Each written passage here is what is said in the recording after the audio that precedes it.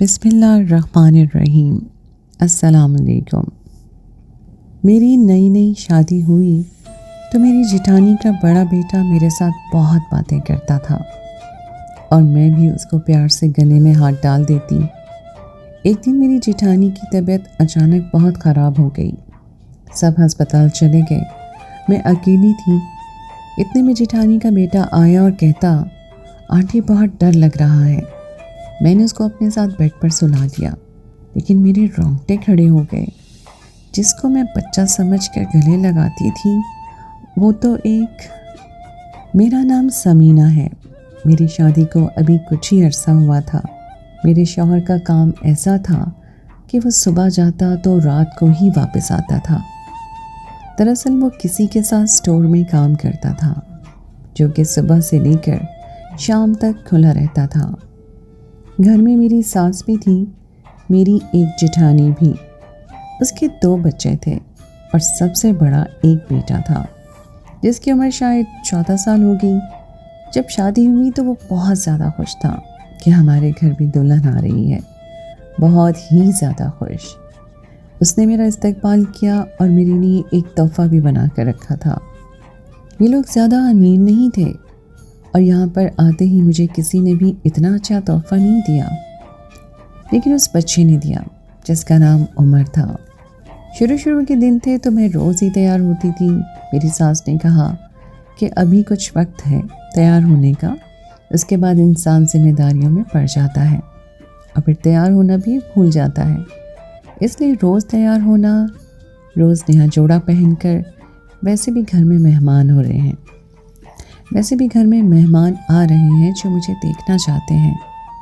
جب میں تیار ہو کر باہر آتی تو عمر میری بہت زیادہ تعریف کرتا، سر سے پاؤں تک ہر چیز کی تعریف کرتا کہ آپ نے جو سوٹ پہنا ہے آپ پر بہت اچھا لگ رہا ہے، آپ کے ہاتھ کتنے پیارے ہیں، آپ بہت خوبصورت ہیں، آپ کے پاؤں بھی کتنے زیادہ پیارے ہیں، اور آنکھیں تو آپ کی اتنی خوبصورت ہیں کہ ان کو سجانے کی ضرورت ہی نہیں ہے۔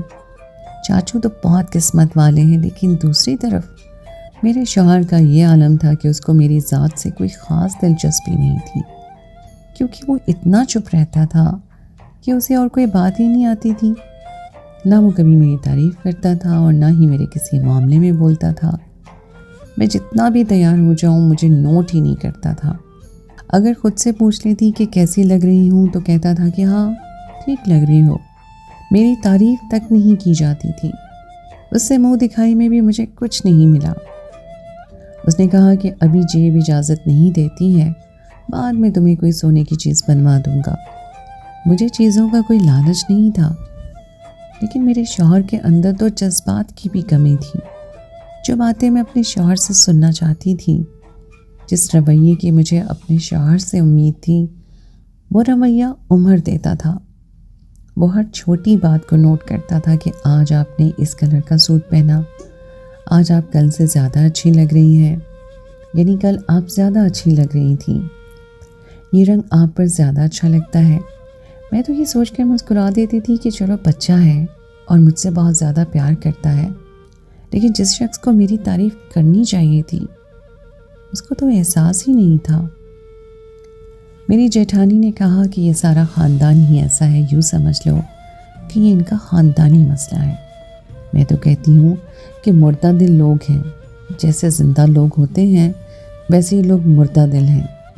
ان کو کسی بات سے کوئی فرق نہیں پڑتا کہ شروع میں بھی میں بھی بہت پریشان ہو جاتی تھی۔ میں سوچتی تھی کہ اگر اسی طرح چلتا رہا تو زندگی کیسے گزرے گی، لیکن بس زندگی گزر گئی۔ اللہ نے پہلے ہی سال اولاد دے دی اور اس کے بعد میں اولاد میں مصروف ہو گئی۔ اب تو خیر انہی کے لیے جیتی ہوں۔ بچے کہتے ہیں کہ ایک چھوٹی بہن ہونی چاہیے، لیکن اب میرے اندر ہمت نہیں ہے۔ بڑا بیٹا کافی بڑا ہو گیا ہے، اب اچھا نہیں لگتا۔ میں نے کہا کہ اتنا بھی بڑا نہیں ہے، ایک بار تو آپ کوشش کر سکتی ہیں۔ انہوں نے کہا کہ ہاں شاید، لیکن ابھی فی الحال کوئی ارادہ نہیں ہے۔ ان کو چھوٹی بہن کا بہت شوق ہے، اس لیے تمہارے آگے پیچھے پھرتا رہتا ہے، کیونکہ اسے بہن کا بہت زیادہ شوق ہے اور وہ تمہیں اپنی بہن سمجھتا ہے۔ اس کے بعد سے میں بھی عمر کا بہت خیال کرتی تھی، کبھی اس کے ساتھ بیٹھ کے لوڈو کھیل رہی ہوتی تھی، کبھی لوڈو کھیلتے کھیلتے ہم ایک دوسرے کو مارنے لگتے، کبھی میں اس کے گلے میں ہاتھ ڈال دیتی تو کبھی وہ ہنستے ہنستے میری بازو کے ساتھ لگ جاتا۔ گھر کا ماحول بہت اچھا تھا، ساس بھی اچھی تھی، جیٹھانی تو تھی ہی بہت اچھی۔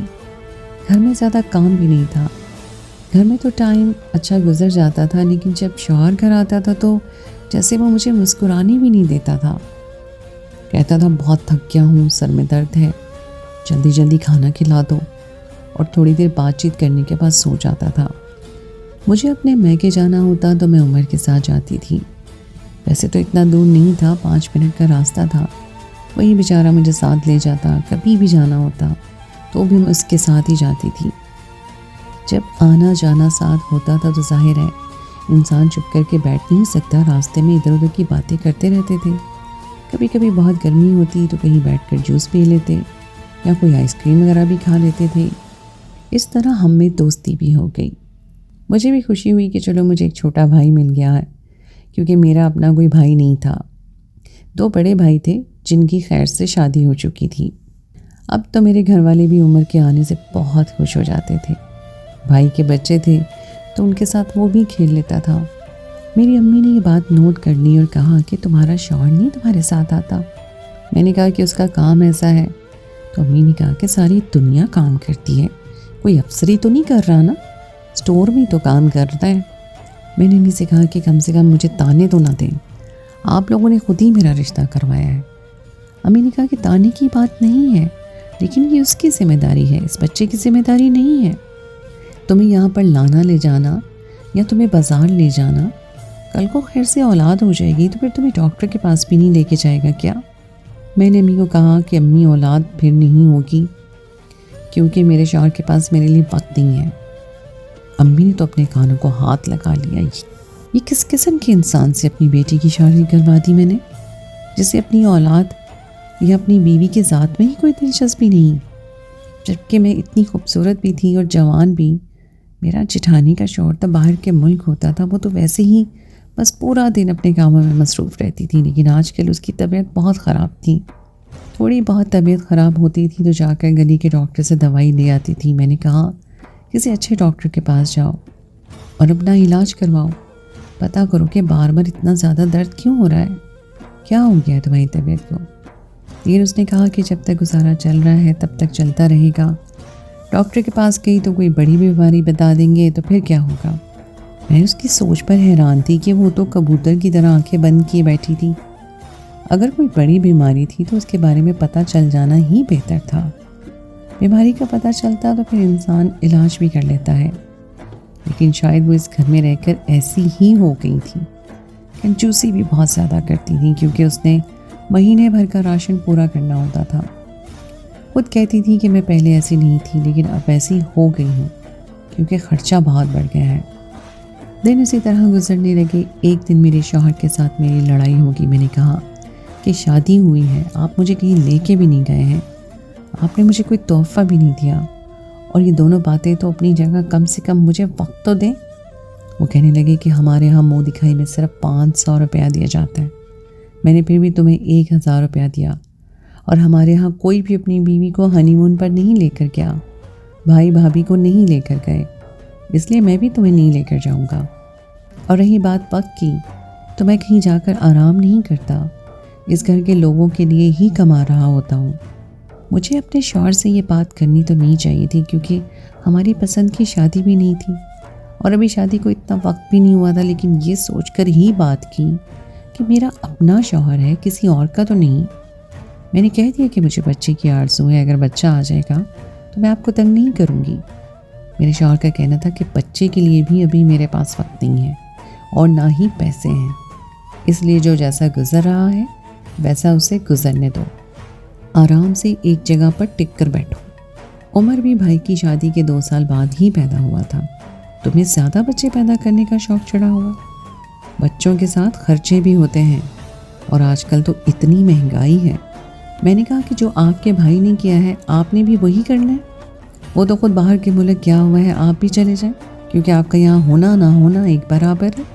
مجھے یہ بات کرنی نہیں چاہیے تھی، پھر بھی غصہ آ گیا اور میں نے یہ بات کر دی۔ اس کے بعد میرے شوہر نے کوئی بات نہیں کی، एक दिन मैंने उमर को किसी से फ़ोन पर बात करते हुए सुन लिया।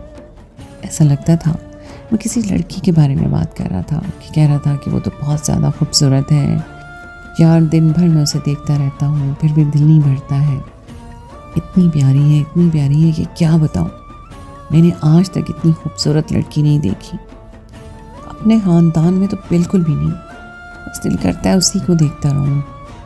मैंने अचानक कहा कि क्या कर रहे हो, और वो डर सा गया और कहने लगा कि दोस्त से बात कर रहा था। मैंने कहा कि दोस्त से तो बात कर रहे थे, लेकिन किस मौजू पे बात कर रहे थे? कि बड़ी प्यारी है, क्या तुम्हें कोई लड़की पसंद है? क्या तुम्हारी उम्र है ये सब करने की?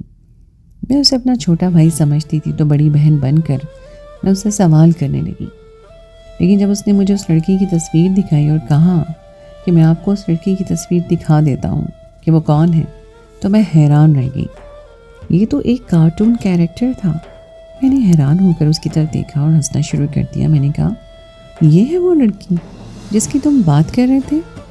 वो कहने लगा कि हाँ, और इसी के कार्टून डाउनलोड करके मैं पूरा दिन देखता रहता हूँ। मैं बुरी तरह हंस पड़ी और मैंने कहा कि तुम तो वाकई बच्चे हो। वो भी इस बात पर हंसने लगा और फिर मेरे लिए पिज़्ज़ा लेकर आया। हम दोनों ने मिलकर पिज़्ज़ा खाया।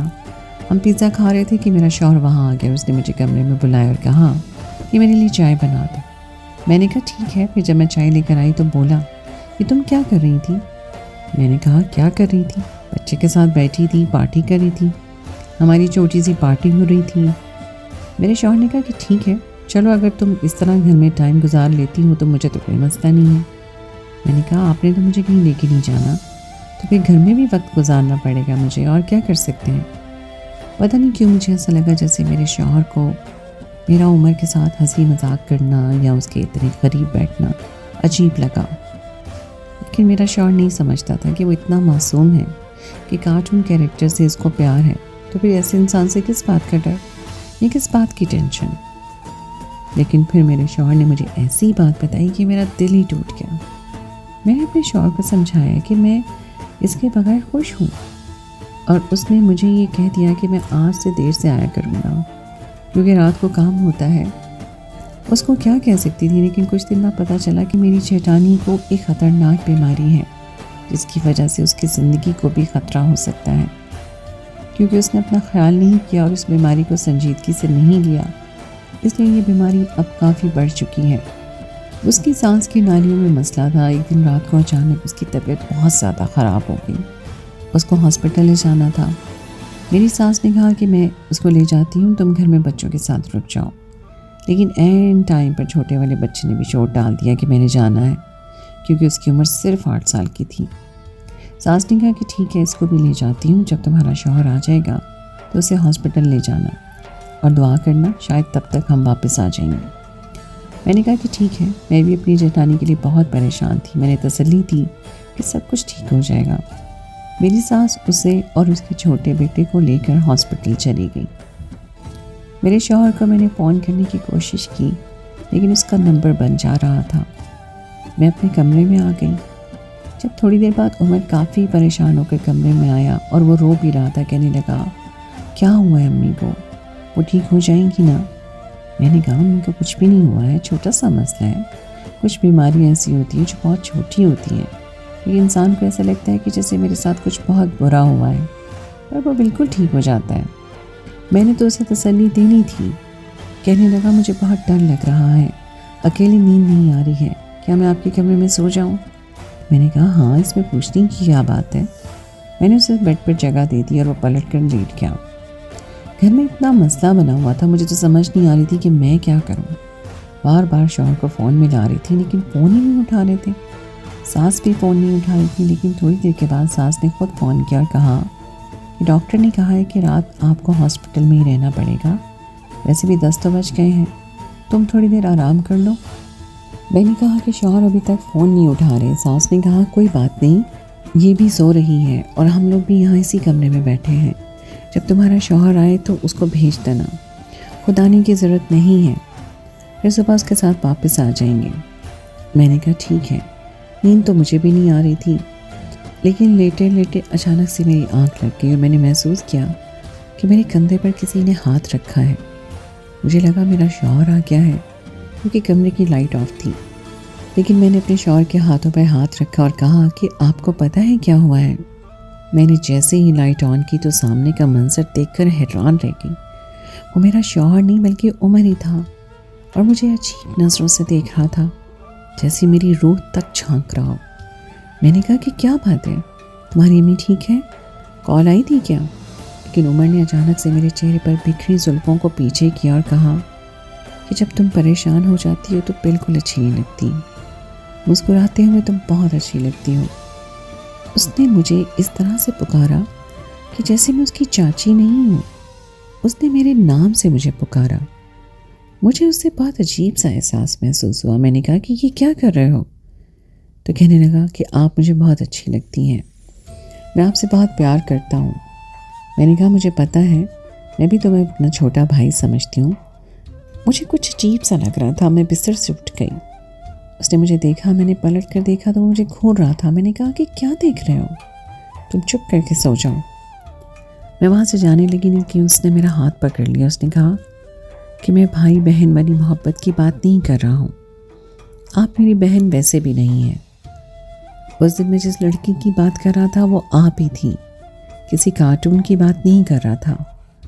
آپ سے بہت زیادہ پیار ہو گیا ہے مجھے، اور میں جانتا ہوں کہ چاچو آپ کو بالکل بھی وقت نہیں دیتے، وہ تو آپ کے پاس بھی نہیں آتے، رات کو آپ دونوں پلٹ کر سو جاتے ہیں۔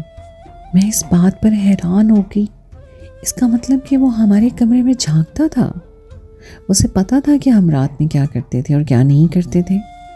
اس کی عجیب سی باتیں، اس کا مجھے دیکھنے کا انداز، اس کی آنکھوں میں بسی وہ بھوک مجھے عجیب سی لگ رہی تھی۔ مجھے ایسا لگتا تھا جیسے کچھ بہت عجیب ہو رہا ہے، جیسے ابھی مجھے الٹی آ جائے گی۔ وہ کس قسم کی باتیں کر رہا تھا؟ میں تو اسے بچہ سمجھتی تھی، لیکن شاید وہ بچہ نہیں تھا۔ اور اس نے خود کہا کہ میں کوئی چھوٹا بچہ نہیں ہوں، میرے اندر بھی وہی جذبات ہیں جو ایک مکمل مرد میں ہوتے ہیں۔ میں نے کہا نکل جاؤ میرے کمرے سے، دفع ہو جاؤ، یہاں تمہاری ماں کو سب کچھ بتاؤں گی اور تمہارے باپ کو بھی فون کروں گی میں، تم کس طرح کی باتیں کر رہے تھے؟ میں تمہیں ایک بچہ سمجھتی تھی اور تم اس قدر بدتمیز انسان نکلے کہ میں تمہارے بارے میں ایسا سوچ بھی نہیں سکتی تھی۔ اس نے اچانک سے میری کلائی پکڑی اور کہا کہ زیادہ فضول باتیں کرنے کی ضرورت نہیں ہے، میں اچھی طرح جانتا ہوں کہ تمہارے دل میں کیا ہے، بس تم زیادہ نخرے نہیں کرو۔ مجھے پتہ ہے کہ لڑکیاں اس طرح کے نخرے پہلے کرتی ہیں لیکن بعد میں آرام سے مان جاتی ہیں۔ میں تو اس کی بات سن کر حیران تھی اور اب مجھے اس سے ڈر لگ رہا تھا۔ میں نے چیخنا چلانا شروع کر دیا لیکن وہ میری کلائی چھوڑ ہی نہیں رہا تھا، یہاں تک کہ میری چوڑیاں ٹوٹ کر مجھے ہی لگنا شروع ہو گئی۔ میں نے چلانا شروع کر دیا۔ اچانک میرا شوہر واپس آ گیا۔ اس نے یہ منظر دیکھ لیا، اس نے عمر کو 2 تھپڑ لگائے اور مجھ سے دور کر دیا۔ میں اپنے شوہر کے پاس گئی اور اس کو سب کچھ بتا دیا۔ شوہر نے کہا کہ مجھے تو پہلے سے شک تھا کیونکہ میں اس کو بچپن سے جانتا ہوں، یہ اسی طرح کے کاموں میں ملوث رہا ہے۔ تمہیں سمجھانے کی کوشش کی لیکن تم نے میری بات اور میرے اشارے کو سمجھا ہی نہیں۔ میرے شوہر نے اس کو 2 سے 3 تھپڑ اور لگائے اور اس کو کمرے میں بند کر دیا۔ صبح 6 بجے جیٹھانی سے ملنے کے لیے گئے تو اس کو یہ بات نہ بتائی لیکن اپنی ساس کو بتا دی۔ اس کے بعد جب جیٹھانی گھر آئی تو آرام سے میں نے اسے یہ بات بتائی، وہ بھی اپنا سر پکڑ کر بیٹھ گئی۔ میرے شوہر نے یہ بھی بتایا اس کی صحبت بہت بری ہے، یہ محلے کے لڑکوں کے ساتھ کھیلتا ہے، وہ بھی بہت برے ہیں، وہ لوگوں کے گھر میں چوری بھی کرتے ہیں اور ان کو سوائے لڑکیوں کی باتوں کے اور کچھ بھی نہیں آتا ہے۔ وہ اپنے کیے پر شرمندہ تھا، معافیا مانگ رہا تھا کیونکہ اب سارے ہی اس کے خلاف، انہوں نے باری باری سب نے اس کی کلاس لی تھی۔ اس کے باپ کو بھی بتا دیا تھا۔ جیٹ نے کہا کہ اس کو یہ معلوم تھا، یہاں پر بھیج دیں اس کو، وہاں وہ ویسے بھی کچھ نہیں کرنے والا، اس کا ماحول خراب ہو رہا ہے۔ میرے شوہر نے 1 مہینے کے اندر اندر ہی اس کو بھیج دیا۔ میری جیٹھانی کی طبیعت پہلے سے بہتر تھی۔ آج کل حالات اور ماحول بہت زیادہ خراب ہو گیا ہے، ہمیں اپنے بچوں پر نظر رکھنی چاہیے کہ وہ کس طرح کے لوگوں کے ساتھ بیٹھتے ہیں۔ انسان کی صحبت یہ طے کرتی ہے کہ وہ کس قسم کا انسان بنتا ہے۔ یہ جیٹھانی کا بیٹا بھی اتنی بری سوچ کا حامل نہ بنتا اگر اس کی صحبت اتنی بری نہ ہوتی، لیکن اس نے جو کچھ بھی کیا میں تو اسے معاف نہیں کر سکتی۔ میرے شوہر کا کہنا ہے کہ جب تک وہ باہر کے ملک میں رہے گا تب تک ہم یہاں رہیں گے، لیکن اگر وہ یہاں واپس آ گیا تو ہم لوگ یہ گھر چھوڑ کر چلے جائیں گے، کیونکہ میں نہیں چاہتا کہ میری بیوی اسی گھر میں اس کے سامنے رہے اور وہ پھر سے میری بیوی کو غلط نظر سے دیکھے۔ کیا کہہ سکتے ہیں، میری ساس نے تو میری جیٹھانی کو بھی باتیں سنائی کہ تم نے اپنے بیٹے کی تربیت کس طرح سے کی ہے، لیکن اس نے کہا کہ آپ کی وجہ سے یہ سب کچھ ہوا ہے، کیونکہ اس کا باپ اس گھر کی غربت دور کرنے کے لیے باہر کے ملک جا کر بیٹھا ہے۔ اس کے سر پر باپ کا سایہ ہوتا تو کبھی بھی اتنا نہ بگڑتا۔ اس کی یہ بات اپنی جگہ ٹھیک تھی، بس زندگی گزر رہی ہے، کیا کرے انسان، مجبوریوں میں پھنس جاتا ہے اور زندگی میں اس طرح کے مسئلے مسائل آ ہی جاتے ہیں۔ تو دوستو، یہ تھی ہماری آج کی کہانی۔ امید ہے آپ کو آج کی کہانی پسند آئی ہوگی۔ کہانی اچھی لگے تو اسے لائک ضرور کیجیے، اپنے دوستوں کے ساتھ شیئر کیجیے، اور اگر آپ نے ابھی تک میرے چینل کو سبسکرائب نہیں کیا تو اسے فوراً کر لیجیے۔ اگلی کہانی تک کے لیے مجھے دیجیے اجازت۔ خدائے پیمان۔